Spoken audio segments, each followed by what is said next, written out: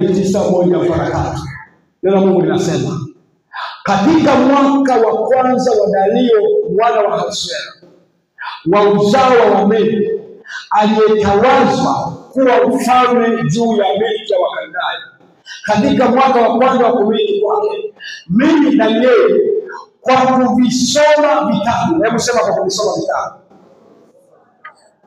nalifahamu hesabu ya miaka ambayo neno la Bwana lilimjia Yeremia nabii ya kutimiza ukiwa wa Yerusalemu, yaani miaka 70. Nikamwelekezea Bwana Mungu uso wangu ili kutaka kwa maono na dua pamoja na kufunga na kuvaa nguo za magunia.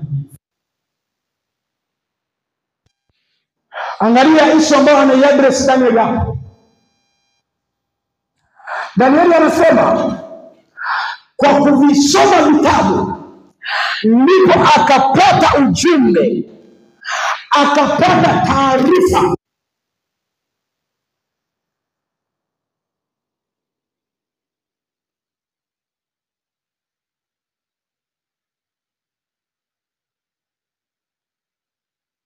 na hebu fikiria, Danieli asingepata chochote, ingekuwa sawa kwenye taifa la Israeli, kwa sababu bado angekaa utumwani. Bwana Yesu asifiwe. Kuna mtu hapa ambaye unatakiwa kupokea taarifa, upokee ufahamu ili upate kusaidia familia yako. Kwa kuvisoma vitabu, Biblia inasema nalipata kufahamu kwamba nabii Yeremia alishaambiwa na Mungu hawa watu wataenda utumwani miaka 70. Sasa ninapoangalia Mungu ameshaenda sana, nitasema nini? Asingalijia ile miaka 70 kama asingekuwa mtu wa kusoma vitabu. Na wakati tunavyokuambia soma Biblia, tunajua ziko ahadi za Mungu kwenye maisha yako, na zile upate kuzichambua zile ahadi, ziko zinakuhusu, lakini mpaka uende ukazione zile ahadi za Bwana. Na Bwana alishasema nitakubariki, lazima usome zile. Kwa kuvisoma vitabu alipata kufahamu. Okay, Danieli asingesoma vitabu, angekuwa ni spiritual laziness, angekuwa ni spiritual asleep, angeliangamiza taifa, niendelee kukaa kwenye ukimya miaka mingi. Hebu fikiria Danieli mmoja anaona maono makubwa ya namna hii, halafu hakuna hata babu yake ambaye alimwambia ya kwamba Mungu alikwambia tutakaa miaka 70. Kuna watu kwenye maisha umeshachelewa kwa sababu ulichelewa kusoma vitabu vinavyokuhusu. Hujanielewa vizuri. Kuna wakati unaweza ukajiweka mlima, unaweza ukajiweka kwenye maisha yako, umaskini utaendelea kuangania kama hayuko mtu ambaye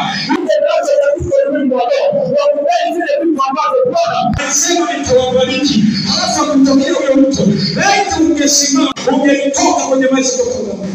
Amen. Sasa watu wanielewe, pastor. Are they understanding? Naeleweka. Chapia Yesu anapofika unaletea. Bwana Yesu asifiwe. Haleluya. Kwa hiyo kwa yale yaliyokuwa yanampasa Danieli hakuelewa.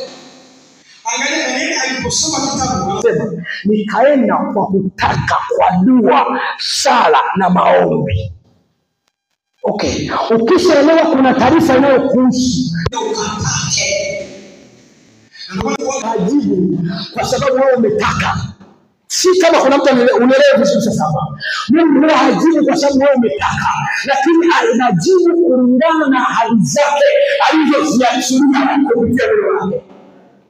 Kama tunavyokuambia soma neno upate maarifa, ukishapata maarifa mbele kwenye maombi. Danieli alipopata maarifa, alipopata taarifa zake kuhusu taifa lake, alienda kwenye maombi. Bwana Yesu asifiwe. Haleluya. Kwa hiyo kuchelewa kwako kutafuta taarifa za Mungu unachelewesha maisha yako. Twende mbele ndugu yangu. Ukiona sasa Danieli tayari anaendelea na yale maombi. Wakati anaendelea na yale maombi, Mungu anasema Danieli aliomba kwenye 10:11.